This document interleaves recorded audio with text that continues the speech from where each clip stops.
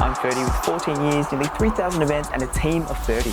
Good morning, my favorite students in the world. It's Ferdi with Event Photography 101. We're going to be answering this really fun question of handling difficult clients, demanding guests or subjects, or just subjects that do not want to cooperate with you. So what do we do? How do we do it while maintaining professionalism? How do we be the pro in those demanding situations? We're going to jump into that right now. Let's get straight into it. So we want to stay calm, but how do we do that? That's quite challenging. We've got some pretty demanding clients and guests and subjects going, hey, you're not doing your job properly, huh? Why not? And then you're left thinking, whoa, this is quite a bit of a stressful situation. So how do we resolve that? So here are our goals. Our goal is to be a pro, to be cool, calm, and collected, literally, to have fun, and for them to have fun as well. So how do we do this? How do we maintain being professional in these types of stressful environments? We're going to tackle it in 3 different phases. We have number 1, during, and then number 2, after, and then number 3, before. So what do we mean by this? Let's jump in. So why during the event are clients and guests and subjects giving you a bit of a hard time? It's number 1, because there's a lack of trust. These clients, these guests, these subjects, whoever they are, they don't have the confidence in you to do your job properly. So it's up to us to establish our expertise as early as possible. We need to fill up their jugs so that they feel really confident and comfy with you capturing their photos. So let's jump into how do we do that specifically. So number 1, we are going to show them your expertise, your genius, how good you are. We're going to show them the photos. By showing them the photos, it's going to help lower their emotional barrier, because when they see your amazing photos, they're going to be like, whoa, you actually know what you're doing. They're going to increase their confidence in you just from seeing your work. Show them the evidence of how good you are. Take a really nice photo of them or someone else or their brother or their auntie, and then show them and be like, hey, what do you think about this? Is this okay? What do you like? Do you like this composition? Do you have any ideas? And then we're going to be thinking, whoa, this photo is amazing. Good job. Oh my gosh. So by showing them the photos, it's going to prove to them your genius, your expertise. Okay? Show them, prove it. I have the evidence. Here's an awesome photo. Enough said. Thank you very much. Mic drop. See you later. That's one way. Then number 2, we are not going to argue with them. Okay? No arguing. Instead, we are going to educate our guests and subjects instead of arguing with them. How do we educate them in a nice, professional, fun manner during these situations? You can point out to the flash, point out to the ceiling, point out to the external flashes, point out to a particular specific setting like ISO or shutter speed or aperture, and just drop a few lines of, hey, if I tweak this, it's going to do that. But if you want me to move over there, the temperature is going to be a bit more on the warmer side on us or on the cooler side. It's not going to flatter our faces as much. It's not going to be as great of a photo. So I love your idea about going over here or doing this or now to pose, etc. But because of those things, particular XYZ lighting, this or reflections over here or the sun or some kind of object, that is going to make our photo look worse. And that's my expertise. I'll show you. Yeah. Let's take a photo with your idea and we can do another photo with my idea. Let's compare the difference and you can choose what you prefer. I do love your idea and I really appreciate it. And if you have any other ideas, let's do it. But that's what I definitely recommend. It's not going to look good, but we can do it if you'd like. And we'll pick the best photo at the end of the day because I just want you to be happy. And I know how I can really make you happy with some particular angles and lighting positions, etc. So to break that dialogue down a little bit, we are listening to them. Do they actually have a good idea or not? And if it's not, then appropriate it, use it, but make it better, okay? So listen to them. Is their idea good? Is it bad? If it's bad, let them know and let them know why specifically it's not such a great idea. Don't use harsh language like your idea is shithouse. that is going to not flow over well at all. So mind your language. We use specific language that is easy and comfy and smooth. Tell them like, hey, I love your idea. I love the enthusiasm. I love your input, starting off with the praise. I think that's a really fun, creative idea. Due to X, Y, and Z, it's going to make the photo a little bit more on the difficult side, okay? However, because of X, Y, and Z, I know that the photo is going to come out a bit more on the difficult side. It's not going to be as flattering. We can still do your idea. However, I definitely highly recommend option B, because option B has less of these faulty inputs, okay, bad lighting and all that jazz. And option B is better because it's going to highlight your hair better. It's going to flatter your makeup better, okay? So listen, acknowledge, and use their idea and make it better. Let them know why it may not work. Be specific. Listen, specify, and then mix it up, okay? Their idea may be a little bit good so that you can run with that. It will show that you care about who they are, what they're doing, and why they're coming to you with an idea, demand, or request. It's an opportunity. They're coming up to you with an invitation to build more rapport.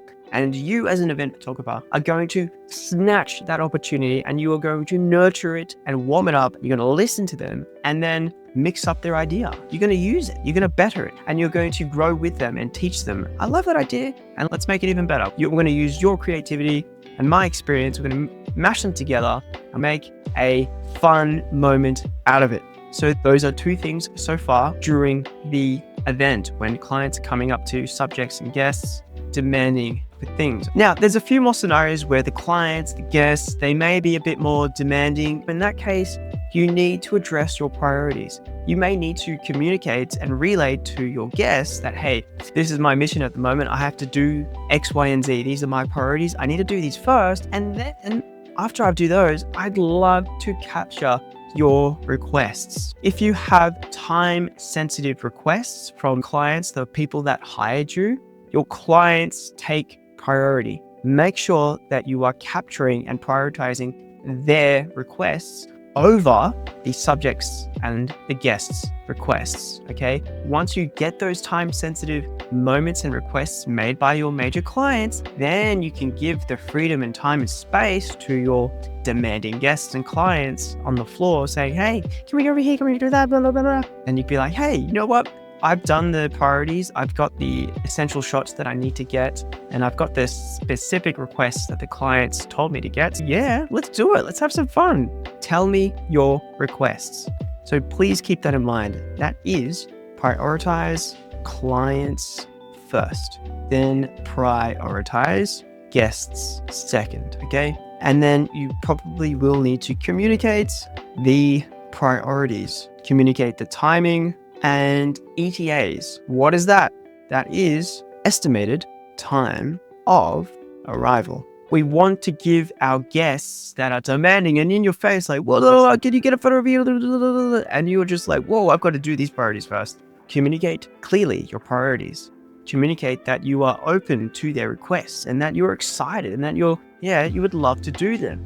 And then give them an ETA on when you can be back to help them out, and then satisfy their request, okay? Remember, every request is an opportunity to build rapport. And when you build enough rapport, you become part of their family, become friends, and then they want you over and over again, okay? It saves you tens of thousands of dollars of advertising every year because your word of mouth is just so fat and solid, and it just punches the shit out of your competition because your word of mouth is selling you 10 times more efficiently than any advertisement on Facebook would. So that's why it's important to give your ETA and show that you listen and that you actually care about their ideas. Now, you also might get a few clients that are a bit more uptight or just not being very cooperative. In some cases, it's smart to give them a sense of control.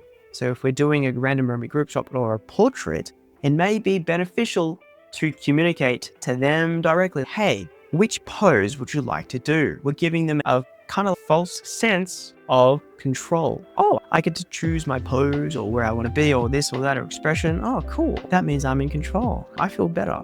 So you might get a few clients like that. Just be wary and keep your emotional radar on. It may be beneficial to give them control in some cases and then kind of milk that a bit. Whoa, that's a really good idea. I love that. And make them get their ego, feed their ego a little bit. And now just to sum up with the during, you always want to be calm. You want to be collected. You want to be cool. You want to be excited. You want to acknowledge what they have said and given you. Their ideas, are they good or bad? Doesn't matter. You really appreciate it because you're going to use them and make something together with your expertise and their creativity, okay? And you're going to calm them down. You're going to give them an ETA. So you're going to give clear instructions like, hey, I got to do this first, but as soon as I come back, let's do this photo. Let them know your priorities, what you need to capture. And then also, if it's a bad idea, let them know specifically why it's not such a great idea, and don't use harsh language. Use softer language and say, hey, that's a great idea, but we're going to have a bit more of a challenging time with our faces or this or that because the lighting isn't that great. It's not going to be very flattering on us. It's going to be a bit pooey instead of shithouse. We're still using the subject matter of feces, boy. Anyway, alrighty, so now we're up to after the event. Maybe the clients are still demanding or this or that, and yeah, what do we do there? This is after the event. Number one, we want to own our mistakes. We don't want to put them aside because then we're communicating to the clients that we're not professional. We are professional event photographers and we own our mistakes and we grow with them. We use them as opportunities to skyrocket ourselves higher. We're going to use our faults. We're going to admit to them. So if you have missed a shot, then you are going to own it. And then you are going to offer a compensation/solution for that. So if you've missed key moments, or maybe you've missed a lot of moments and shots and they're very important and then you're not going to get them back, then it may be in your best interest to offer compensation in the form of a bonus photo shoot. If you couldn't capture them at the event, then you're sure as hell going to create them very soon. Create a day where it's a photo shoot with family or something like that, or whatever is most appropriate and best fitting. Then we are going to create the shots. Are they going to be the same? Maybe, but most of the time they're going to be new moments. They might be at the park, it might be somewhere else, might be at their place, it could be another birthday, it could be another event. The key thing here is that we want to acknowledge and own our mistakes. If we miss some key shots and you need to compensate, then you're going to either capture and create new moments in the future, or number two, offer a discount or a refund in some manner, whatever your guarantee is, that will have a play in it as well. And you are also going to ask for feedback, okay? Ask for feedback. This is going to really help reduce clients and conflicts, and it's going to help us be more cooperative with our future clients. It's also going to show that we are professional by asking for feedback. It's one of the most professional things you can do, asking for feedback. And then also number four, just to sum up, you want to address any issues quickly and calmly. Be responsive, calm, quick. We want to solve these as soon as possible. Solve ASAP. We want to show that you actually care. Now moving on to our last phase. I put this last in this video because it's going to help us deter and prevent demanding clients in the future. How do we do it? Number one, contract. The contract is going to help outline creative control. It's going to set expectations, so we don't need to assume. And you know what they say about assuming? It's making an ass out of you and me. We want to eliminate any asses in you and me, and we want to ask questions and set expectations. I love that. Set expectations, outline creative control, and we specifically want to outline what they control and what you have control over. So you may have settings and their styles. You may have control over that, and they have control over the venue, the presets. If you have a selection of presets and filters or styles, they can choose. If you're being nitty gritty with specifying what they have control over and not, then that's going to greatly help you set expectations, reduce the ass out of you and me. That is assume.